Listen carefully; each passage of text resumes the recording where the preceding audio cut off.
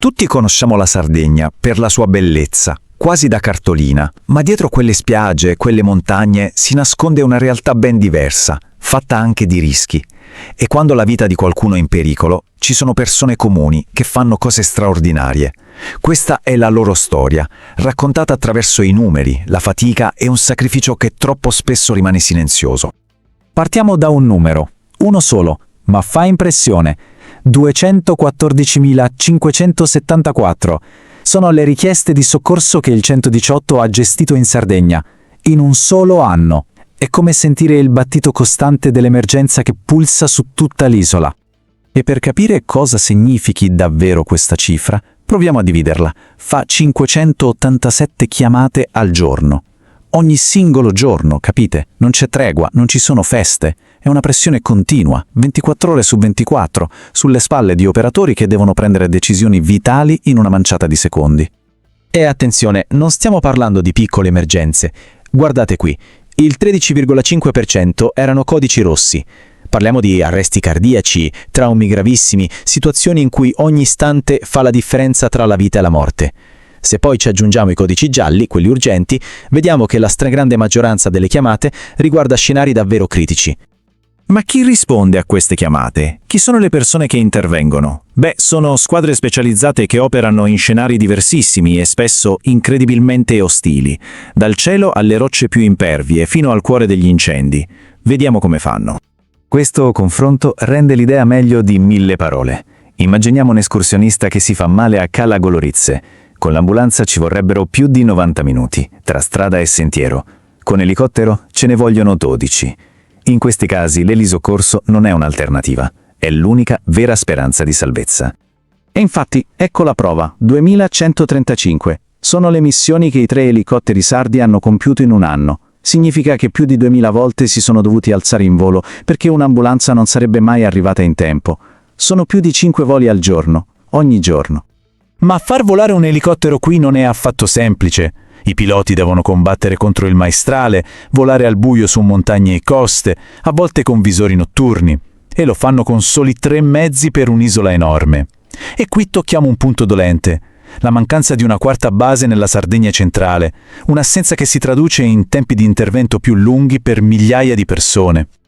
E quando nemmeno l'elicottero può arrivare, lì entrano in gioco loro, il Corpo Nazionale del Soccorso Alpino e Speleologico. Questa frase descrive alla perfezione chi sono. Sono medici, infermieri, tecnici, persone che vanno dove nessun altro può arrivare. Il loro lavoro è qualcosa di estenuante. Arriva una chiamata e loro partono. Camminano per ore, magari di notte, raggiungono il ferito, lo stabilizzano e poi inizia la parte più dura. Trasportarlo in un luogo sicuro, a volte in spalla, a volte calandolo per decine di metri lungo una parete rocciosa. La cosa più incredibile, la stragrande maggioranza di loro sono volontari. E poi i vigili del fuoco. Quando pensiamo a loro, l'immagine è quella degli incendi, ma la realtà è che fanno molto di più. Sono loro a estrarre le persone dalle lamiere dopo un incidente, a intervenire per una fuga di gas in una casa, a soccorrere un anziano che è caduto e non riesce a rialzarsi. Infine c'è una rete diffusa che tiene insieme tutto il sistema. Da un lato i carabinieri, che nei piccoli paesi spesso sono l'unico punto di riferimento dello Stato. Dall'altro i volontari della protezione civile. In caso di alluvioni o grandi incendi sono loro che si occupano della logistica, che allestiscono i rifugi, che distribuiscono gli aiuti. Finora abbiamo parlato di gesti eroici, di azioni concrete. Ma c'è un costo nascosto in tutto questo, un peso psicologico enorme che questi eroi si portano addosso, quasi sempre in silenzio. E questa è la domanda fondamentale. Loro si prendono cura di noi, ma chi si prende cura di loro? Pensiamoci un attimo, affrontano ogni giorno traumi, sofferenza, a volte la morte. La loro routine è l'eccezione per tutti noi. Questo non è solo un pensiero, è un dato allarmante. Alcuni studi internazionali mostrano che fino al 30% dei soccorritori, nel corso della carriera, sviluppa sintomi riconducibili al disturbo post-traumatico da stress. Una percentuale drammatica, molto più alta di quella della popolazione generale. E il perché sta tutto qui.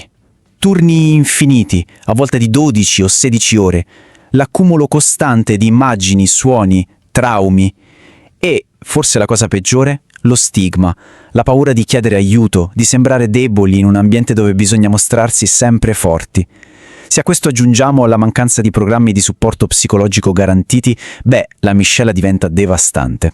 Quindi, cosa possiamo fare? È chiaro che questo sistema si regge sulla dedizione incredibile di queste persone, ma è un sistema fragile, ha un disperato bisogno di essere rinforzato.